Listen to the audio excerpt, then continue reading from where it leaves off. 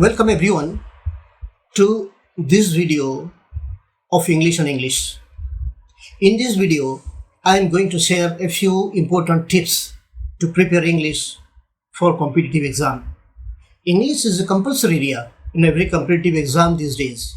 In order to prepare well, you need a balanced approach, and that balanced approach has been created in a model. And that model is known as BAPP, B-A-P-P, BAPP. What's that BAPP? BAPP is a combination of 4 modules. And B, first of all, stands for basic module. Module is pronounced in American English as module. And module is British English. Yes. B-A-P-P, BAPP.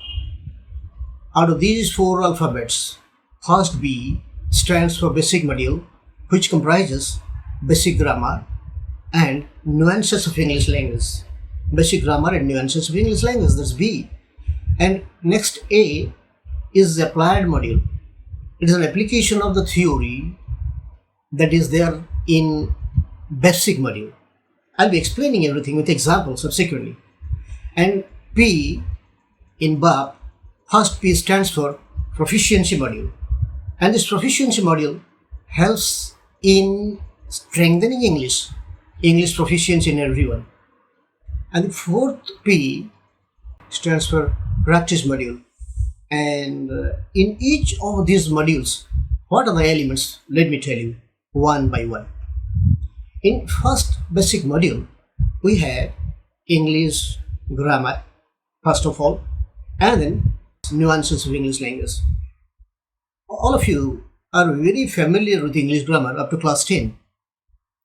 English grammar comprises the parts of speech like noun, pronoun, adjective, verb, adverb, preposition, conjunction, interjection, all these, tenses, determiners, agreement of the verb with the subject, all these things. From these areas, questions are set usually in competitive exams.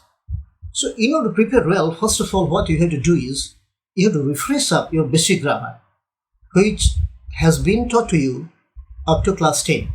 Refreshing of all these grammar elements once again before going to competitive exam, that is advisable. So far, nuances of English language are concerned. Let me tell you, there are the delicate aspects in the use of English words.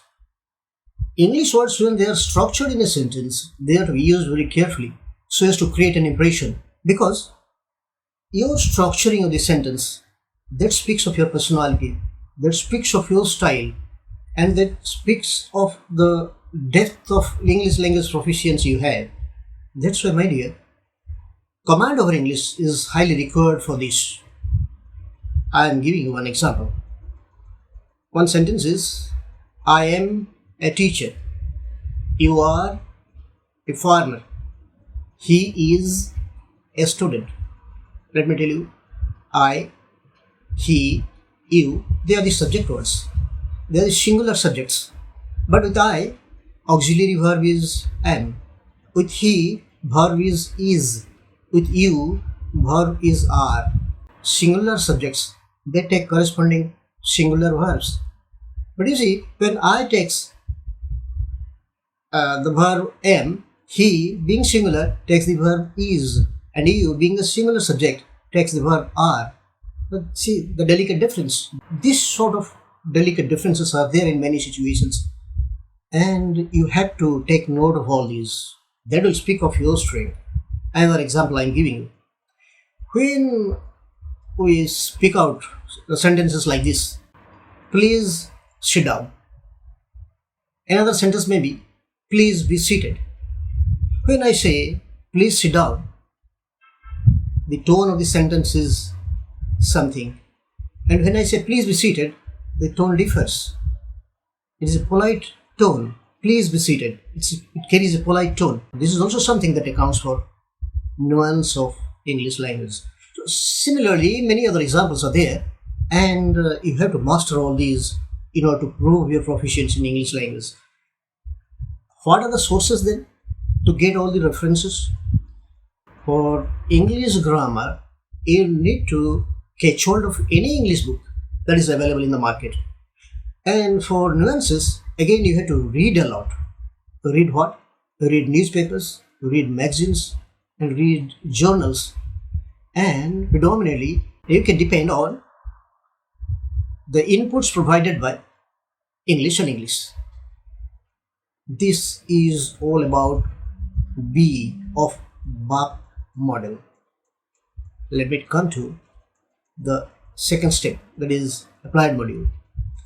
Whatever you learn in the first module, that is basic module, for example grammar, whether you have mastered everything very thoroughly or not, that is what you have to check up in this applied module.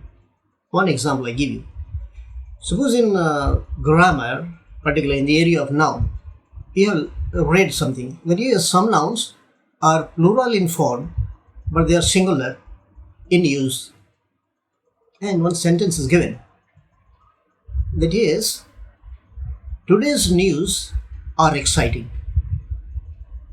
Point out the mistake if there is any in the sentence. Today's news are exciting. Yes, news, that's a word. It seems to be plural, but actually its use is singular. That's why correct sentence should be, today's news is exciting, not today's news are exciting.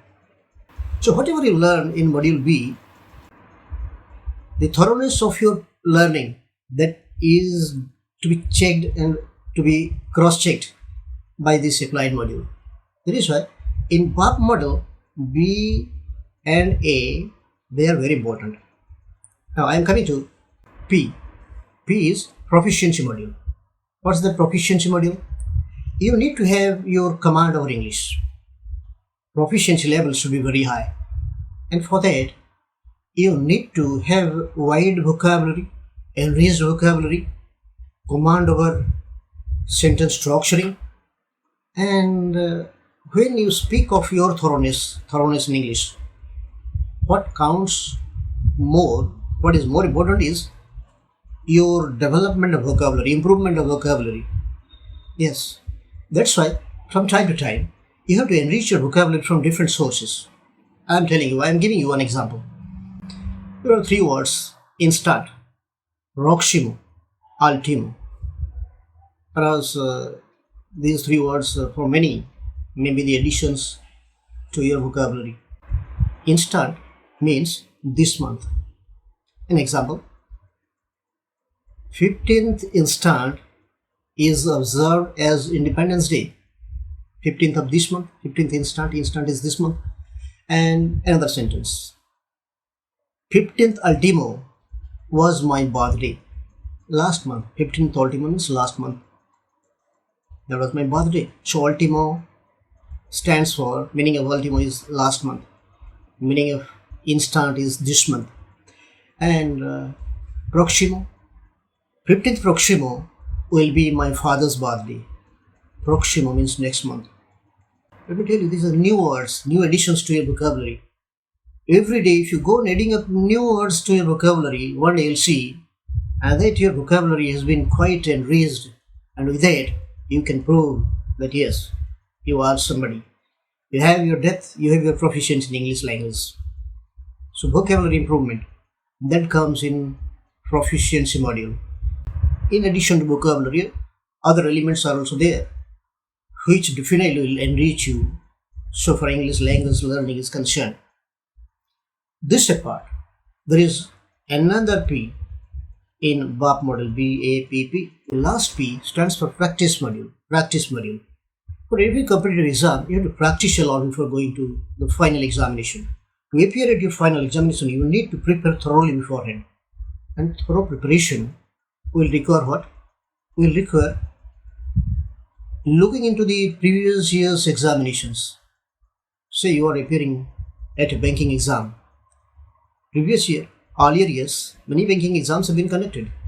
Go through the question papers which have been set earlier. Those questions will definitely give you some insight as how to tackle the questions, and that way you'll be gaining more confidence. And another thing that you have to go for practice, and that element is, you see, prototype questions, newly created questions, model questions. Those questions also you have to practice. And where can you find these model questions, prototype questions, and old question papers of previous examinations? You can get them from different books available in the market, and also you can get them from the inputs provided by English and English. So BAPP model, my dear, BAPP model is a combination of 4 modules. This is an ideal model for every examinee, for every aspirant for competitive exams. This BAPP model is a blessing. That's why, my dear, before appearing at the final exam, please keep this BAPP model at the backdrop. This will enrich you, this will make you spirited, and this will make you more productive in order to achieve success in short terms. Well, in our next video, we'll be providing a lot of inputs relating to these modules in BAPP model.